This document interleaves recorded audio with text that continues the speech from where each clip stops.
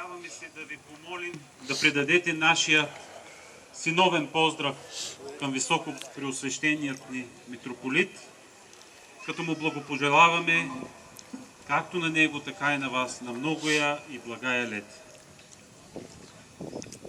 Уважаеми дами и господа, с искрена радост и удоволствие ви съобщаваме, че днес наши специални гости са господин Стефан Радев, кмет на община Сливен. Αξιότιμες κυρίες και κύριοι, με μεγάλη χαρά και ικανοποίηση σας ανακοινώνουμε ότι οι δικοί μας καλεσμένοι σήμερα είναι ο κύριος Στέφαν Ράντεφ, δήμαρχος του Δήμου Σλίβεν. Димитър Минев, председател на Общински съвет Сливен. Ο κύριος Δημήτρ Μίτεφ, πρόεδρος του Δημοτικού Συμβουλίου Σλίβεν. Негово превъзходителство господин Мариус Либерополос, посланник на Република Гърция. Ο κύριος Λιβερόπουλος Μάριος, πρέσβης της Δημοκρατίας της Ελλάδος στη Βουλγαρία. Господин Христодолос Тапсидис, областен управител на Северна Гърция. Ο κύριος Τοψίδης Χριστόδουλος, Περιφερειάρχης Ανατολικής Μακεδονίας και Θράκης. Господин Димитрис Гацелус, генерален секретар на Общогръцката федерация на каракачаните и председател на дружеството в град Серес. Ο κύριος Γκατσέλος Δημήτριος, Γενικός Γραμματέας της Πανελλήνιας Ομοσπονδίας Συλλόγου Σαρακατσανέων και Πρόεδρος του Συλλόγου Σαρακατσανέων νομού Σερών.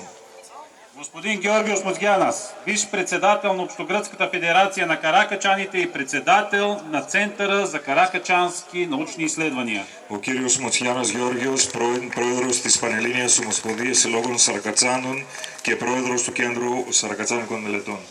Господин Савас Карафилидис, председател на Българо-гръцката търговско-промишлена палата. Ο κύριος Καραφιλίδης Σάβας, Πρόεδρος του Βουλγαροελληνικού Εμπορικού και Βιομηχανικού Επιμελητηρίου.